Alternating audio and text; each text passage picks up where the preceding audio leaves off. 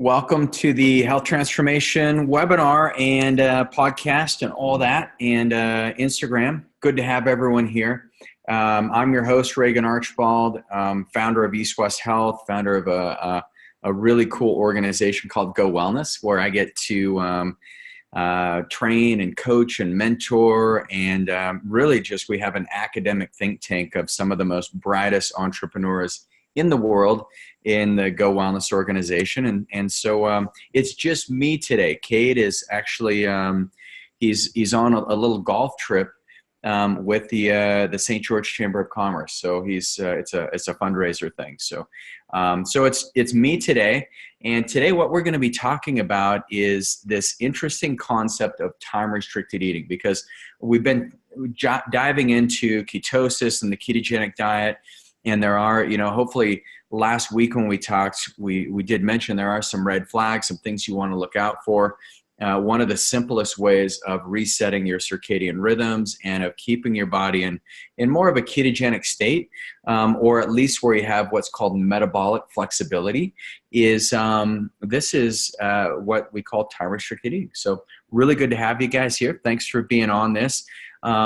So if I asked you right now, I want you guys to do a little exercise, and feel free to chat in the chat box, plug in any questions you guys have, but I'm going to ask you to do a little workshop where you tell me the times that you're eating right now. So if you just map out the last week, what time do you first put something into your mouth? And that could be maybe it's first thing in the morning when you wake up, 6 in the morning, you got to make your coffee. I know some people are like, don't talk to me until I have my coffee. And so it's, that's fine. If that's you, just write down the time that you drank your first cup of coffee or tea or whatever it may be.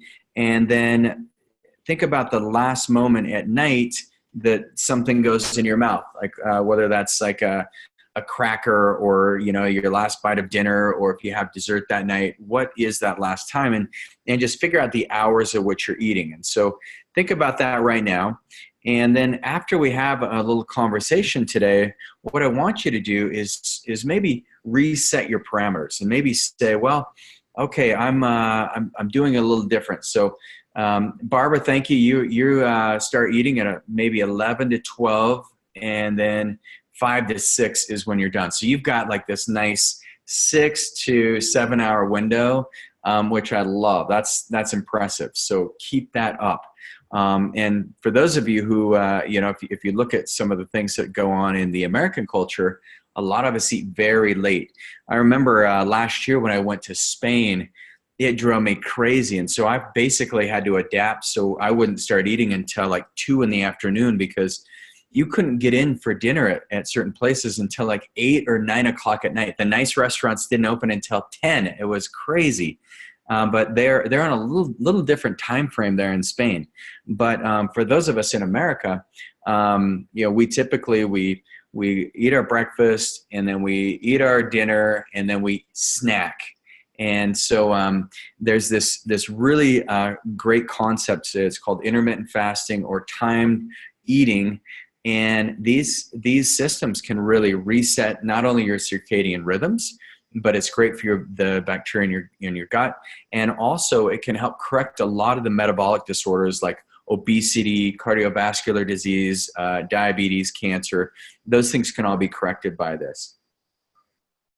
So if you look at the big thing is, if you are someone who is just like addicted to eating like fast food, let's say, we'll throw that out there, and that seems to be like your passion. Well, if you're eating fast food, then one of the best things we could do for it, if you're like, I'm absolutely not going to get away from it, my life's too chaotic, or you have whatever excuses may come up. Well, I can tell you that if you do this time-restricted eating, and if you have periods of fasting, that fast food will have much less of an impact on you than if you're eating and snacking and grazing all day. And so if you look at some of the studies, what they found, and especially the study that took place on mice, I'll show you the image here for those of you who are on the Instagram. What they did is they one of the studies that was done by Dr. Sachin Panda out of Toronto, Canada. So hello to my friends in Canada who are on this. Love you guys. But what Dr. Panda did is he took mice, and they came from the same genetic lineage. So he made sure that these mice had they were basically genetically pretty darn similar. And then one group of mice, they put in a group where they were able to eat anytime they wanted, 24 hours a day. And they watched these mice. And then they took the other group of mice and they said, you're only going to be able to eat 8 hours out of the day. And that means there's no food available until like this 8-hour feeding window. And what they found is that the mice that were able to eat 24 hours per day, after 4.5 months, they put on 4 times more body fat eating the same diet as their other genetic, basically twins. These mice only gained 4 pounds. They had 4 grams of body fat. The mice that had 24 hours to eat whatever they wanted had 18 grams of body fat. So if you want to put on 38% more fat, then all you need to do is you can eat the same food that someone else is eating, but just stretch that out over time and just graze. I have a lot of patients who they tell me, I just graze. And I'm like, well, that's the first issue. And they say, look, I want to lose 30 pounds. And I say, okay, well, how often are you eating? And they say, that's a weird question. What do you mean? And so then we get the time clock fixed. And usually just fixing the time clock, if you do that first in your life, it's the easiest way to get your body burning more fat because it resets those circadian rhythms. And if you're doing all the cool techniques that we've been sharing with you over the last couple of weeks about using your blue light blocking glasses, about making sure you go to bed at a certain time, you have a certain temperature in your room. We've talked about the Aura Ring. I don't know if anyone's been able to get the Aura Ring, but the Aura Ring is just phenomenal because it tracks everything that's going on. So for those of you who are curious, I'll give you my Aura score from last night, but actually I've been doing really good. It says I'm ready to race. So I'm ready to race today, and I've been racing. Did a nice Pilates class with my wife this morning. Got some nice sweat going on. Took my cold shower, but all these little things are great. But one of the biggest things you can do is what we're talking about today with timed eating. So it's not so much what you eat, but it's when you eat. That's the big thing that most people are missing in the world out there. And you're going to see there's so many books on diets.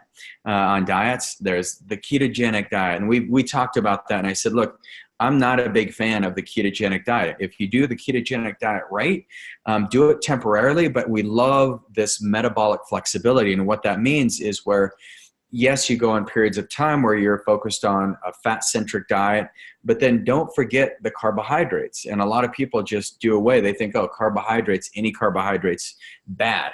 Just like we thought any fat is bad for a long time.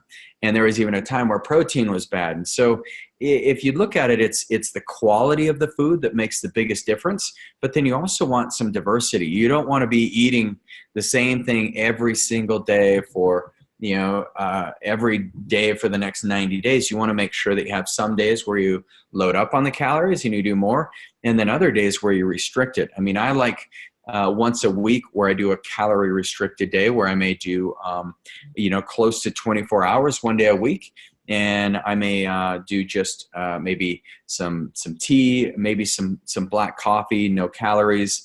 I may take some vitamins, and that's it. And that's all I'm doing throughout the course of that 24 hours. And I try to do that on like a Saturday or a Sunday once a week. And even if I extend it out and it's like an 18-hour window, that still works great for me. And then during the week, I typically keep about a 10-hour time frame. And that works very well for balancing blood sugar. And the way I know a lot of you know my story, though, this was about 2 years ago. I was doing some testing on myself. And I just wasn't feeling sharp. I wasn't feeling on my game. I said, man, something's off. And I ended up doing this fasting blood sugar test and then looked at my hemoglobin A1C. And I found out that I wasn't in the pre-diabetic range, but my blood sugar had crept up. And I just started realizing, I was like, man, I got to make some changes. And so I wanted to fix my blood sugar, but at the same time, I got my biome test in. And from my biome test, we discovered that I was low on a bacteria called Akkermansia. And Akkermansia is fed through periods of fasting. And fasting it was like just this thing I forgot. I used to do fasting cleanses, every 3 months. I do this crazy liver cleanse. I drink a cup of olive oil with lemon juice in it, and then I'd go for a run, and then I'd pass all this crazy stuff. And for some reason, I stopped doing that a few years ago and just kind of forgot about the whole fasting thing. And I was eating healthy and exercising every single day. It wasn't the only thing I changed is I said, I got to start condensing the time that I eat, and I'm going to start adding more fasting into my life. And that's when all the research on fasting and stem cells started to come out. And so I've been fascinated with stem cells for the last 7 years, almost 8 years now. And so I was like, man, this is, I've got to do this. And just by doing that, I was able to get my hemoglobin A1C perfect.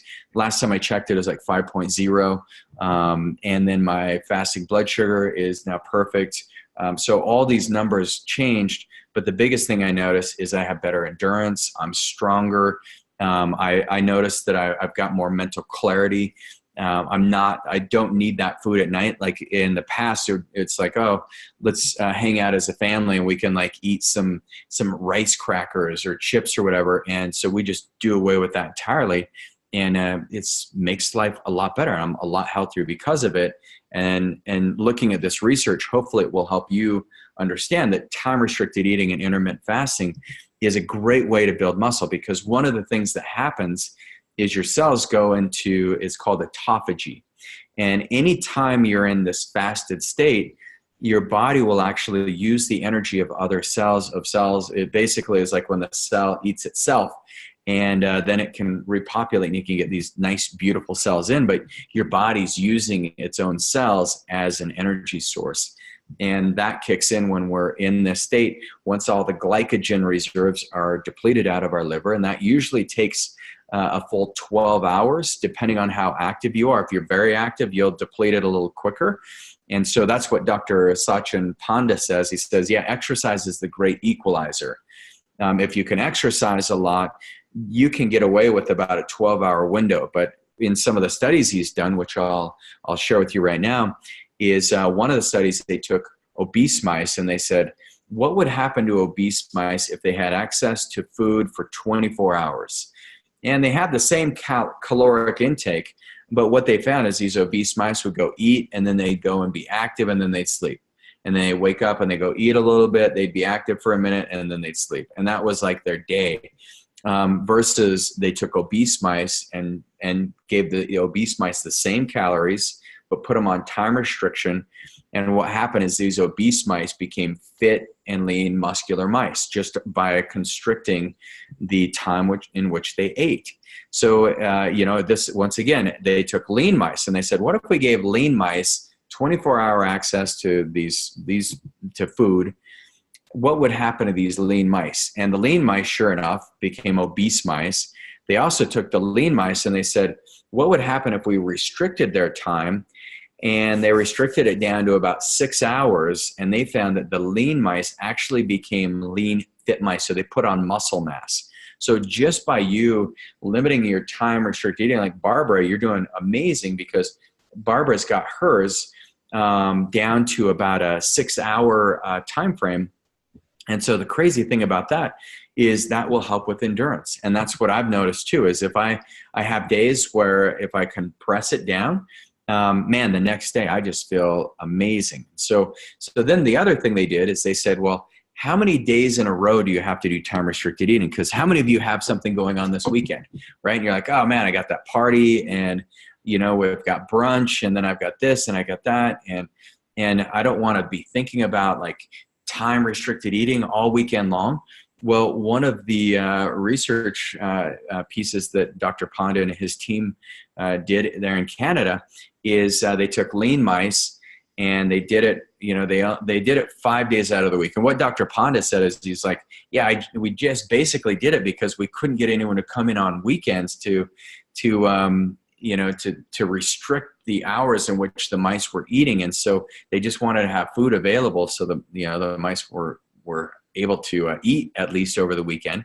And what they found is when they put them on time restricted eating for 5 days, and then they allowed the mice to eat whenever they wanted on the weekend, the mice still had the same benefits as if they were on it 7 days a week. So if you have a day or two out of the week where you're like, oh man, I was off on that.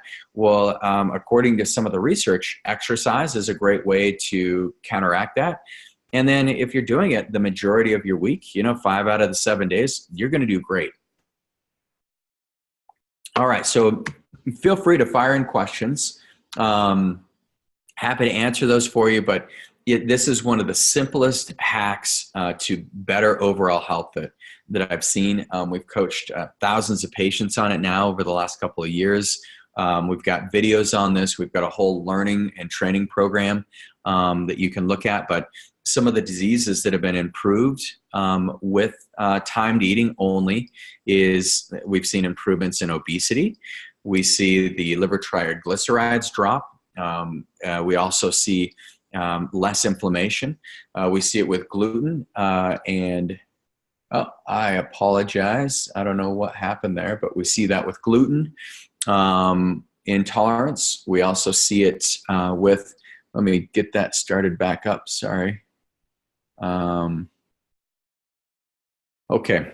I'm not sure what happened there. Sorry, Instagram world. It just kicked off somehow. But we see it with gluten intolerance and insulin resistance, where you'll have improved glucose homeostasis. You'll have a decrease in gluconeogenesis and an increase in your PPP and TCA cycles. So these cycles are critical for the uptake of insulin, so you can actually get that there's a chain, there's these molecules of potassium, and that chain is what the glucose drives on and basically gets transported into the cell. You get better, we get improvements in gut dysbiosis. There's a decrease in cardiovascular disease. We see arrhythmias and cardiac function improve. We get some of our patients who have these arrhythmias that are out of control, and we have them fast. We do a stem cell IV, and their heart just goes nice and stable. We see it with chronic inflammation. Chronic inflammation, what we found is there's less tissue inflammation. Your macrophage infiltration, that drops. So that means your body's on the high alert goes down. You'll also get less interleukin-6 and TNF-alpha. These are some of the drivers of chronic inflammation, and specifically arthritis and arthritic responses to an autoimmune disease. You'll see liver disease, that starts to drop. You'll see less fibrosis and less fat deposits, less cirrhosis. You get better fatty acid synthesis, better beta oxidation, and mitochondrial volume. So mitochondria in your liver, that's like the powerhouse of your liver. And if you have healthy mitochondria in your liver, what you'll see is you're going to have much better ability to metabolize hormones and toxins. So your brain will feel better, your body will function better, you'll recover quicker. When we see an increased cancer risk, so a increased cancer risk is one of those diseases, we see a decrease in cancer risk overall, a decreased risk for breast cancer specifically. You'll do better in your prognosis overall, just better inflammatory patterns in your body mean that you're going to have less propensity to actually having cancer. We see a lowering of cholesterol. Cholesterol metabolism is improved, so you get better bile secretion, better bile acids to break down fats, which is great for your cardiovascular system.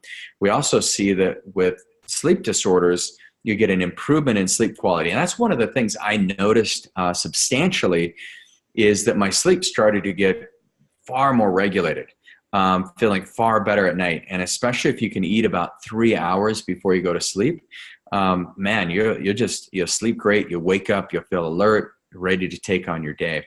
And then the other thing that they found with timed eating is increased endurance and increased flight index. So one of the reasons why you see that is because the ketone bodies are a slower burning fat. And we talked about these last week. So go to the recordings if you can, and get a refresher on that. But that's where your beta hydroxybutyrate, your acetate, acetylacetone, these are the ketone bodies that our brains use, and then our muscles use that as a fuel source. So it's like this nice, pure, clean energy source.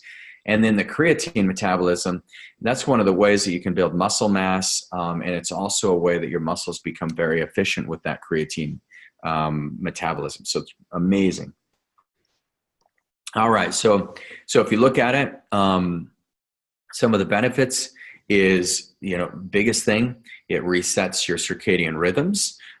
It helps you have this specific gluconeogenesis in your liver and lipogenesis. So that means your liver can create the glucose that your body needs easier when you're following this time restricted eating. So that's where you can get away with eating some foods that's maybe it's outside of that window. I see one of the biggest benefits is our patients who have leaky gut or chronic digestive issues. If you give the digestive system a break, your digestive system can heal very quickly because of these stem cells, these CD34 stem cells in the crypts of the small intestine. If you're going on this timed eating, then what you'll see is the stem cell proliferation rate gets much larger. They actually did a study at MIT where they took mice and they fasted them for 24 hours. And what they wanted to see is, would this help improve the stem cell proliferation and help increase the turnover in the cells of the small intestine and create more health in the small intestine, which means better nutrient absorption. And what they found in these mice is they said, not only did they see that there's like this almost like a 10 times increase in your small intestine stem cell activity, which means you have 10 times healthier small intestine. But they also found that when you have better small intestinal health, the mice were able to use fatty acids, and that fatty acid oxidation is what fueled the stem cells to grow even faster. So it's where like this ketogenic approach with timed eating, getting the right fats in your diet is critical, but then your liver has to be really on point because your liver is what balances your blood sugar. And so if you have any issues with like bile synthesis, like if your liver is not making enough bile to emulsify fats, I would say start with a fast before you start jumping into like a ketogenic diet. The other thing that you're going to see is this mitochondria biogenesis. So if you want to really help fuel the cells in your body, once again, the time restricted eating, there's nothing that can beat it. So how often do you want to eat? What works for you? I mean, because some of the things that we look at is minimum time on a time restricted eating is 12 hours. That's where Dr. Panda has said, yeah, if you can at least go 12 hours, you're still in the green. And if you're trying to build up endurance, pop quiz, how many hours do you need to go? And many of you are going to say, that's right. You're going to have more like this 8 to 9 hours is going to be what you need to benefit your endurance. It also increases brown fat tissue. And brown fat, the reason why brown fat is so important, because white fat, which a lot of us have, especially that belly fat, white fat is metabolically inactive. That means the mitochondria are all consolidated in the core of the fat. Now, brown fat is when the mitochondria migrate to the outside of the fat, and it changes the color because of the migration of the mitochondria. And so that means you have an increase in mitochondrial activity, which means your body is ready to consume that fat as an energy source. So your body's going to break it down into a fatty acid and utilize that, which is exactly what we want. You want to look at your fat and say, man, I got these great energy reserves. Regan, why do you want me to use my energy reserves? Well, I can promise you, if you get your body using its energy reserves, then your blood sugar will be far more stable. You won't get those crazy cravings. You'll feel better, more alert, and you'll start trimming out a little bit. So different cycles you can take it on. You could start eating at noon and then finish eating at 8 at night. That's a cycle. You can also look at, where is he? you can look at Hugh Jackman, and what Hugh Jackman does is he follows a strict eating, and he's like clockwork. Like he doesn't eat until 10 o'clock a.m., and then by 6 o'clock at night, he's done. And from what he said and his wife has said, he eats like a horse. The dude doesn't like, he eats a ton of food, very healthy, clean food. And if you look at Hugh Jackman, he is the X-Man. So he's basically become, someone who can self-heal. So he's one of our heroes. But let's talk about the elephant in the room for just a minute as we finish up. And that is what we call hunger. So a lot of people are saying, man, what do I do about the hunger, Regan? And that is an issue that a lot of us have. And so if you're hungry, there are a couple things you can do. I mean, if you have a day where you wake up and maybe you didn't get the best night's sleep, you got to really perform, but you want to stay on this timed eating or intermittent fast the best you can. Well, intermittent fasting is when you can still consume things that have no calories. It keeps your body in a fasted state because there's really not much metabolic activity. I mean, yes, your liver has to break down some of the catecholamines in the tea or coffee, some of the caffeine, some of the flavonoids, but it wakes it up just a tiny bit, but it's not much. So try that, and don't feel bad. It's not going to just completely wake up your whole digestive system. The other thing that works really well for me with the hunger is salt water. So if you put a pinch of sea salt in water, it really helps negate and subside a lot of the hunger. And usually it's just like, if you can get through that, get through the morning, the first hour that you're hungry, that's all you have to remember. It's a hormone called ghrelin that's being secreted primarily from your stomach and pancreas.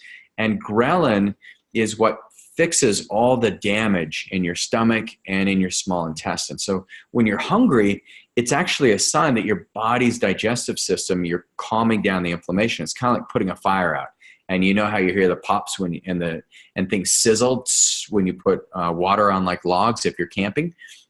It's the same thing. That's what ghrelin does to your stomach. And so, but you feel it and you think you're hungry. And then it's not until leptin kicks in, and then leptin says, okay, he's satiated, he's full. And that's why, after a big meal, you say, you get this little euphoric rush. That's because the leptin gets secreted and your hunger goes away. So a couple tips is, number one, salt water. You got to stay hydrated. When you're doing this, hydration's your number one friend. The second thing that you want to do is make sure you're breathing and exercising. It's so much easier to kind of push through that cycle if you're exercising. But I've noticed if I do a really heavy exercise, it's harder for me to go that long because my body gets more hunger. I have more ghrelin secretion. And so on the days that I do really heavy exercises, I may expand my window out just a little bit, or I may add in more calories, more fats, things like that. So you'll have to play around with it, but the biggest secret is that salt in water. It makes a huge difference. Staying hydrated makes everything better. So hope this has been helpful for you. Really appreciate you guys being on this today. Love you guys, and let us know if there's any issues, any barriers, any stops to you really implementing this in your life, because this is the easiest and the most effective healing system that you can put into your life right away, this time restricted eating. So thank you, and I'll see you next week.